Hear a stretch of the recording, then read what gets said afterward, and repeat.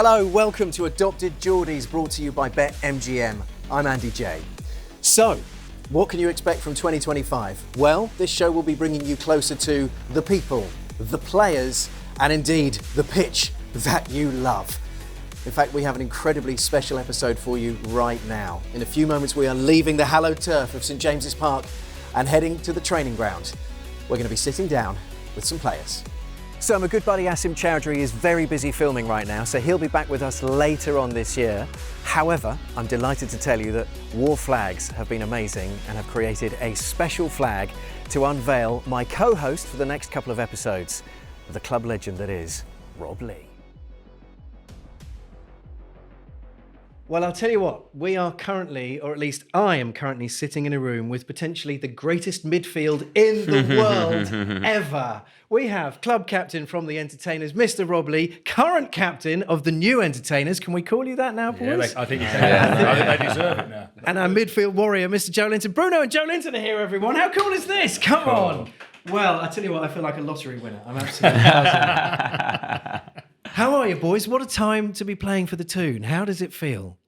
Very good. A very good time to be here. I got I'm 5.5 years here. I got a little bit of the difficult time as well, and to still be here today and have the excitement for the fans, the club getting back where the club deserves to be is great. And yes, we just want to keep pushing, put the club as high as we can. If I'd said to you 5.5 years ago, in 5.5 years' time, you're going to be what everyone considers to be the hardest midfielder in the Premier League. You know, the new Patrick Vieira, the new Roy Keane, probably harder than all of them.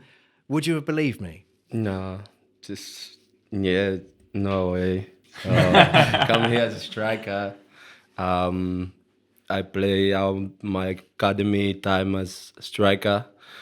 And never believed to be a midfield today. But Joe, did you actually? When you came to Newcastle? I mean, when you came to Newcastle, I thought you as they gave you the number 9 shirt. They portrayed you as a centre forward. Was you actually a centre forward then, or was it a surprise to you to play up front as like an Alan Shearer, as a Isak? I never feel me as a real number 9. But I played in Brazil, I played a little bit in Germany as well. But in Germany as well, I had other partner, so I play more as second striker than as focal point. So it's because of your size, everyone thought you was this big centre forward. That's what happened when I started playing. And they gave you the number 9 shirt, which obviously is iconic with the centre forwards. When I started playing Brazil, they put me in the striker, but before I was playing midfield. And then from there, I just keep playing number 9, and things was working well. So I just keep playing until Ed come and change everything. So it was actually Eddie Howe came in and said, "You're not a number 9. Come back and." Yeah, I started my career at number 9 as well. Really? When I was just number 9, I just didn't score enough goals, and so they pushed with me me. back. Played midfield. So was it the same as when Eddie came in? Did he say, "Right, I want to play you midfield"? Yeah, we never sat down and he say, now you are a midfielder. It's happened, from the first day he saw something different in me, thought that I could do other things for the team. And start to play there in the game against Norwich, and then did well, and then he kept putting me in there. And did you actually find it easier? Because I found it easier playing midfield than I did playing centre forward. We were back to goal, and as a midfield player, Bruno, you can see. Yeah, you find it easier. You seem to find it easy now. Yeah, it's easier than play from the back to the goal. People kicking you from the back. Yeah. Better for you. I kick people. You kick a lot of people now. Yeah, so it's a little bit easy. Of course, you have to change some things, and you have to defend as well, because if you are just a number 9, want to stay there, it won't work if you go to the midfield. But I think with you as well, you work hard for the team, and that's what I try to do, and I think that's why it's work. So you seem to me like you're his protector. I had David Batty. Do you remember David Batty was my protector, so he was the hard man. Joe, always in my side, yeah. Exactly. So Joe, you always seem to look after him and Yeah, Your try. first in. When the start, Be honest, when it all starts, you're first in. Be honest, now I took care of him because Joe always wanna push someone and calm down. Yeah. We need 11 men on the pitch, calm Joe. Relax. After the game we'll do something, but not now, bro. Did you see what one of the opposition players called you in the cup game recently? Yeah, Thanos. I tell you, it was funny. It's like playing against a brick wall or Thanos. But he is strong as well. He's a massive guy. And Do you enjoy that though? Do you like the physical side of it? I think it's part of me. I'm very competitive. I don't like to lose, and then I try to win every battle on the pitch. And yeah, it's just who I am. So I grow up like that, and yeah. All right. Well, listen, we're going to do quite a lot in this time that we have together. But one of the things, Bruno, that we wanted to do early doors with you is talk about being the captain. Because, of course, captain of the entertainers, you are the captain as well. New to this season, new responsibilities. I'd like to hear what you think about that. And also, we have a gift for you, which is the ability to start winning every coin toss. The last three are going free, huh? I'm in a good way now. The last one you did the one, eh? The guy won and no, chose the other but side. this is crazy. Like the beginning of the season, I think I lost the first 5 coins, and the fans come in my Instagram. Come on, Bruno, win the toys. Yeah, well. It's crazy. So when you win the toss, you want to obviously go towards. Yeah, I want to play Gallagher second. Gallagher, second half Gallagher. For that's what second half, exactly. In the fans want to, So I don't know how it was in your time, but nowadays, who play away choose first the coins. Yes. Yeah. So it's not me to choose when we play at home. Yes. Right, so it's the opposite player who choose first which side he will take. So I have just to wait if he win or not. They always make it difficult. The good news is Rob here had a 100% record winning the coin toss, right? And he has a tip for you, which is going to ensure you win every time. Yeah, teach me something. So look, we've got some coins here. Should we do it? Yes. Right, Bruno, choose a coin. All right, we'll leave that one out. Big Joe, choose a coin. All right, well, I'll tell you what, let's go with this one, okay? All right, Rob, what's the... Well, my secret was tails every time. Tails every Tails time. never fouls. Tails never fouls. Tails never fouls. Yeah, right, now it's color or Premier League. Oh, is that what it is? Yeah. It's not just coins anymore. Must be Premier League and tails. colors. Premier League is tails. All right, so we'll go with Premier League tails never fails, right? We'll do one each for you, okay? Right. So what are you calling? Heads or tails? Using Tails, his advice. yeah. Tails. Let's follow the guy. have a look. Follow the guy. That's tails. All right. Rob, do you want to toss it? Oh, yeah, I'm not very good at it. All right. Tails again. It's tails. Yeah, keep Big Joe, going down. do you want to toss it? Do it, please. All right. So this is to get 3 out of 3, Bruno. Ready? Oops. Oh, you dropped it. What's you dropped it on? It's tails. But tails, you're going to say it's Premier League or colors? Premier League. Premier League. Premier League tails. We'll always choose Premier League always now. choose Premier League for you. Okay. You happy? You'll be good, Okay, you huh? happy? Yeah, let's So you try. have that gift now, yeah? Blame me. I will blame you. If I lose the next one, I will blame you. Rob Lewis, his fault. I hope they don't choose Premier League, please. So let's talk about working with Eddie, because you both you've now been working with him for quite some time. What's it like? What's Eddie Howe like on the training ground and in the dressing room and at halftime? What's he like as a manager? Yeah, just answer your question about big captain have been a pleasure for me, since I've come to the club. I always came with the good intention to put my name in the club history, so now is another step in my career for the club. I'm thinking really to win something this season. I think we are in a good running. Everyone is playing very, very well. I cannot imagine me lift a trophy for this club with this guy, with the manager. I think the city deserves to win something. The club is really deserving to win something. So for me, have been amazing. And now talk about Eddie. Be honest with you, he's the best manager I have had. Did Eddie ask you, do you want to be the manager? Because some people, captain. Yeah, you don't want to be the manager, do you? No, definitely. When I finish my career, definitely not manager. So did he actually say to you? Because some players like being the captain, some players. Yeah, we have a good conversation before it happened. I told him that I wanna have more responsibility with the team. And some days after, he came to me and said, I'm thinking about and put you as a captain. What do you think? And I was open for the idea. So 2 days before Southampton this season, he came and said, Bruno, you're going to be the captain for this season. I'm choosing you because since you came, you have been giving everything for the club. And I was very pleased with his choice. It's a good conversation. I have a very good relationship with Eddie. I would say he's my manager and a friend of me as well. Like I said, he was the best manager I have in Europe. So he's my save hour, my improvement in Premier League. And Joe, do you like him, man, this captain? Yeah, he's a good captain. He's a good lead. This season I think after the lads like him as a captain, huh? Yeah. I think now we have a very good group of lads, great characters, everyone, and you have different lead as well on the dressing room, and he was since day one of them, and very happy to him to have the armband today. And everyone respect him and love him.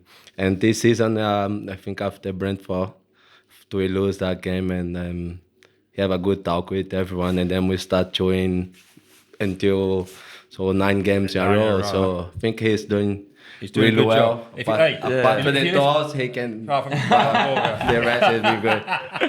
Hey, if you lift the trophy, there'll be statues of you everywhere, man. Yeah, all like of you.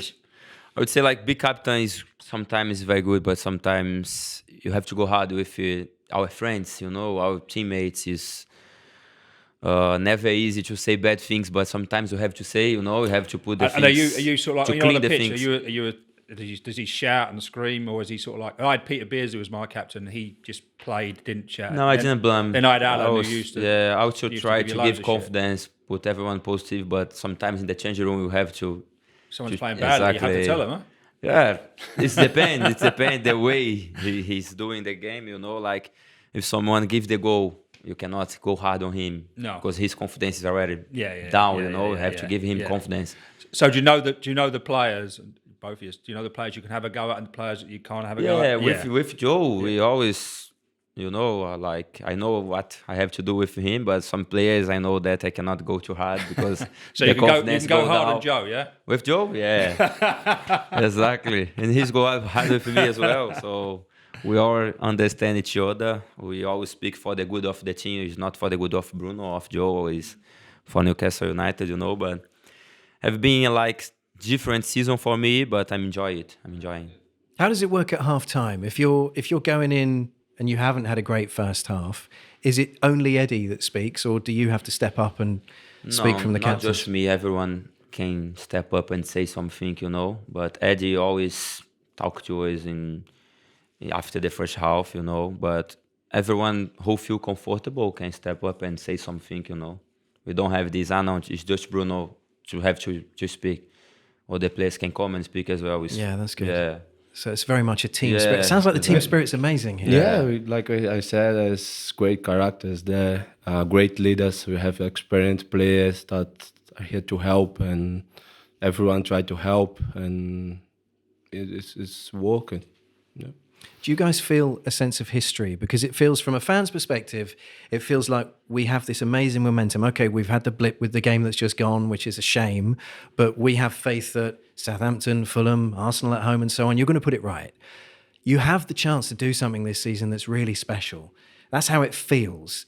Do you sense that as players as well? Yeah, I would say yes. Yes. We just think about making history this season, Since when we came, we said, no, guys, come on, this season we have to do something different, We have a good team and everyone speak about this, but to make history, we have to win something, If not, this team about 2022 until 2025 was a good team, but didn't win something. It's not what we want. We want to make history, So I think this season we really can do something different. Our goal is clear for everyone, is get Champions League again. And try to win a cup is our goal, Would be nice. It would be nice. Very nice. Yeah. I love that you guys want it as much as we want it as fans. Exactly. We want this with our with everything we have. I got to talk to you both and Rob's going to help me out with this a little bit. I hope you'll have fun with this. You guys are famous for constantly changing your hair, right? And you're doing it together, which we love. You know, we love watching it because the bromance is real, right? But if you don't mind me saying, my only criticism is that these are very current hairstyles. Have you thought about pulling on some history? I have some wigs here, and I can show you some looks from classic footballers. Right?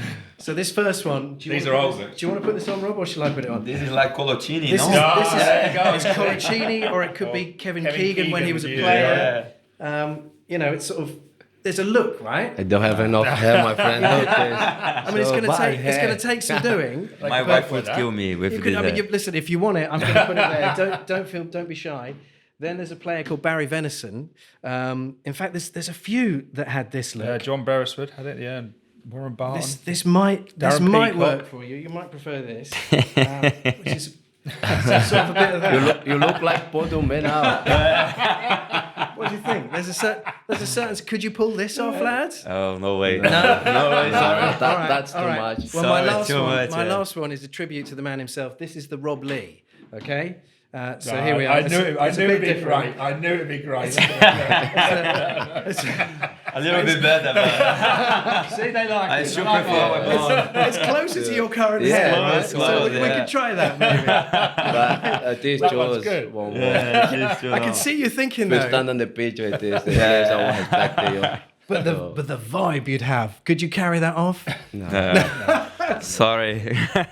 Right, we will be back with Big Joe and Bruno in the next episode of Adopted Geordies with plenty more from them, including we'll be hearing what they think of the fans, the atmosphere at St James's Park, which player they would like to have played with from the Entertainers era, and a whole lot more. However, because this is a very special episode of the show, we thought we won't just bring you the club captain and the midfield super warrior.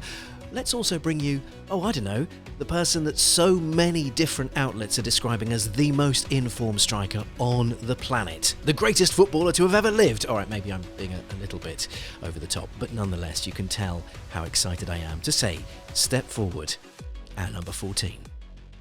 Very exciting moment. Even Rob's excited here because we are sat with the man himself, Mr. Alexander Isak. How are you doing, Alex? Thank you for being here. I'm fine, thank you. Thank you for having me. Are you cool with us calling you Alex? Because I kind of went yeah. formal straight away. No, Alex is what people call me. So We're that's good. safe. Yeah, We're safe. That's good. Amazing. You can call me Rob as well. Oh, all right. Yeah, okay. All right. Thank you for that. You call me Andy.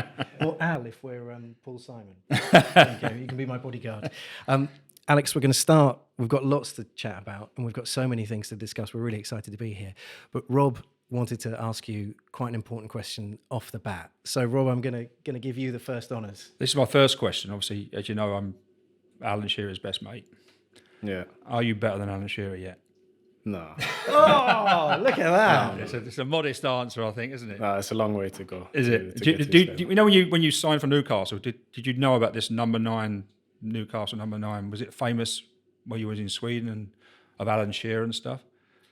Yeah, of course. He's well known all over Europe, but I wouldn't say I knew how big he was to be a number 9 in Newcastle, like time before I signed. But as I was in the talks with Newcastle, then I kind of figured out, and I was told, and I looked up a bit more into it, and I realized it was going to be special. So have you met him as well?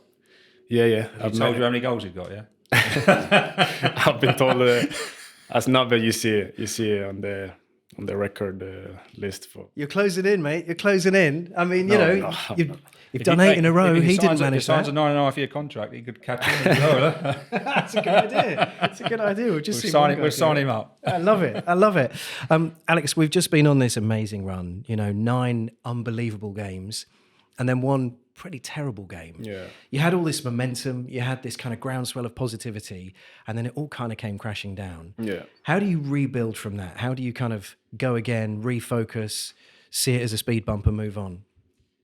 I think you have to find a balance of like staying positive, but at the same time acknowledging like our last performance, which was far away from like good enough. So we've been already working a lot and analyzing the game and what we can do better. So, but at the same time, we've we still see it as we're in a good form and we've had a good run. So we have to be positive, but still work on details. Is there that confidence though? Because now you've done it. You've done that amazing, and these weren't little games. You were beating some massive clubs, home and away. Is there that sort of, now you've done that, is that in the DNA now? You're like, we know we're a really good side. Yeah, I think we've shown it, but at the same time, it's a competitive league where you see Bournemouth can come to our ground and perform like they did. So you have to still respect the other teams, and even though you had a good run, you can change at any time. So you have to work hard and to stay on it. And do the lads know why? What went wrong on Saturday? Because it's the same team, the same players. Yeah. I know when I played, you didn't actually know why it all went wrong. Yeah. I'm sure you went out there with a massive confidence after 9 in 9, but Yeah. do the lads actually know, well, we didn't do this right, we didn't do that right, or is it just something that just happened? Yeah, I think you can always find many things where like we could have done better, or things we didn't do that we've been doing. But on the other hand as well, you have to respect Bournemouth. They played very well. I think they played very well, both tactically and individually. They made us play that way. So I was also really impressed by them, and they also, same as us, they've had a good run where they've been unbeaten for a while. So gotta give props to the opponent as well. Yeah. By the time the world sees this, you'll have also played Southampton, which is coming up. Presumably that's the game you're preparing for. Yeah. And you'll have played Fulham. So you'll be going into the second half of the clash with Arsenal in the Cup. What does that mean to you guys as a squad, as players? What would it mean to get to Wembley, to get to that final? No, it means a lot. What I'd say, it means everything, but it would mean everything to win the cup, of course. But we've had a taste of it.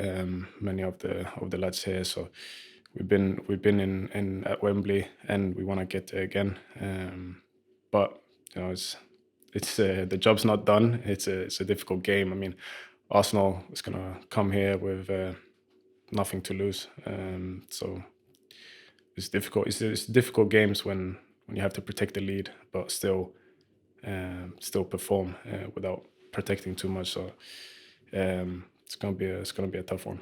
So you know that the last person that scored at Wembley for Newcastle was myself. Oh yeah. Are you going to take that record from me? I hope you do. I hope so. Right? I had one chance already. I didn't take it. So hopefully yeah, I was at the game. Yes, I know. Yeah. Yeah. But yours was a header, wasn't it? And we lost the game. It was a header. Yeah, so we lost the game. We don't want the same outcome, Alex. If that's all right. No, you lost. We lost the game, to Chelsea. Yeah. No, but doesn't really matter then. No. he got from a Shearer. Yeah. I'm joking. Let's talk about kind of spirit in the squad and the team camaraderie and so on. We certainly see in your celebrations, in your pre-match huddle and all the rest of it, you're getting some really lovely, almost telepathic chemistry with people like Jacob Murphy, Anthony Gordon. How's that? Does that just happen over time, or are you kind of putting the time in as mates? I think that's just the squad, and I don't know, the aura within the team it's always been really good. Many of us we don't have to be the best friends outside of football, but within the team and training session, games, everyone is getting along very well with each other, and I think you can see it on the pitch as well. But then on the other hand as well, when you win 9 games in a row, then it's gonna be good vibes. But yeah, I think in general it's really good. What's it like being your mate? What do you guys do? Are you kind of playing Xbox together? Are you going to the cinema? Because obviously you're not going out drinking, right? So what's like, you're not just walking the dogs together. What do you do? There's nothing special really. Can be different things, like if it's a Champions League night, what we watch, or if we have a few days off we go away somewhere. A few of the guys. It's very different. I wouldn't say. Yeah, me and Sven actually, we both have a dog, so we can sometimes. Means you're a good person. You've got dogs. I have dogs. Yeah. Nice people have dogs. Yeah. Yeah. Have you seen the meme that's going around of yourself? Yeah. So how can I not?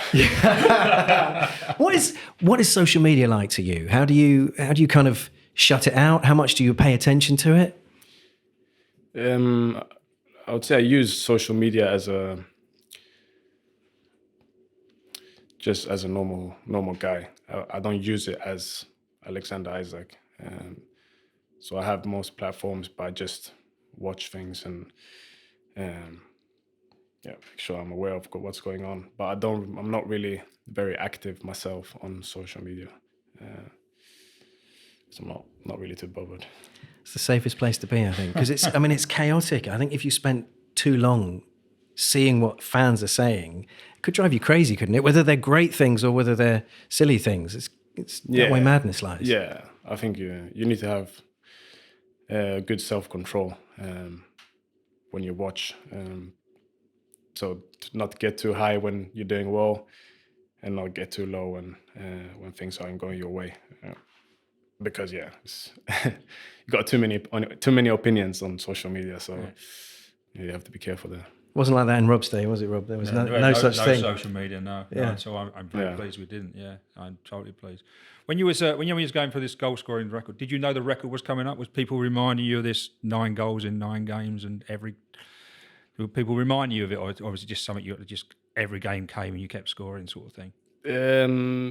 Yeah, I was reminded. Or was a lad saying you got 8 in 8, you got 9 in 9 at come on? No, not so much. Not so much from like within the squad.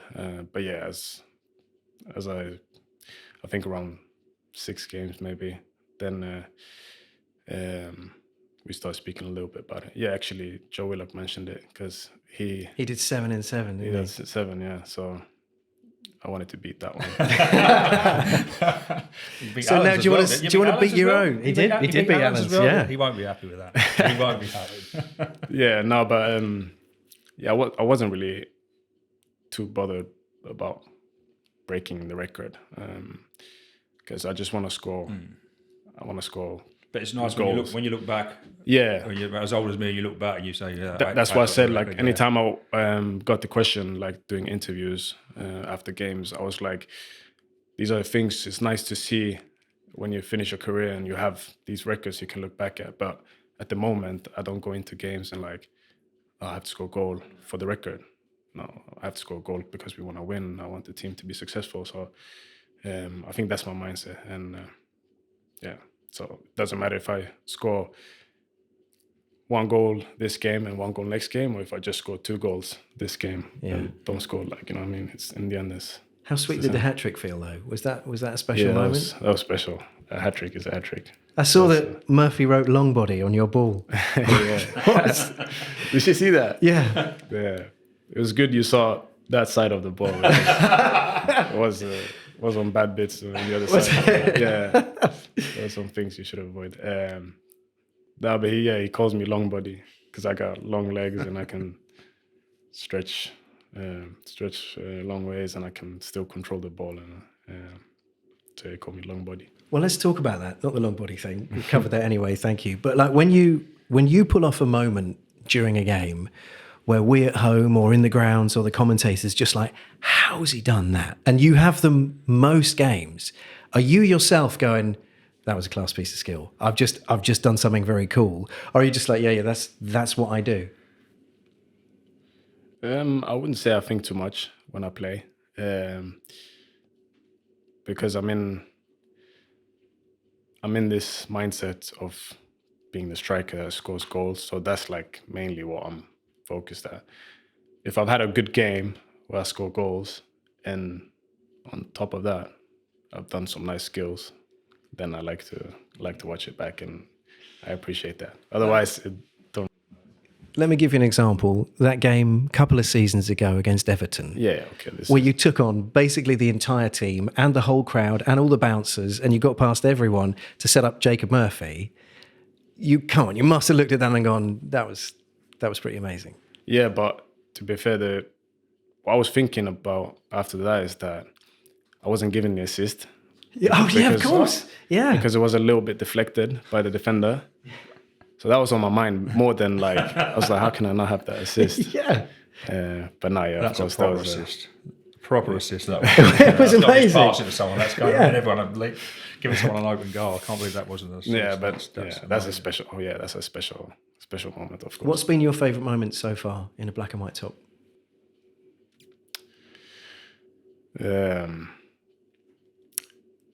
There's many, of course. I would probably say actually the Sunderland game last season,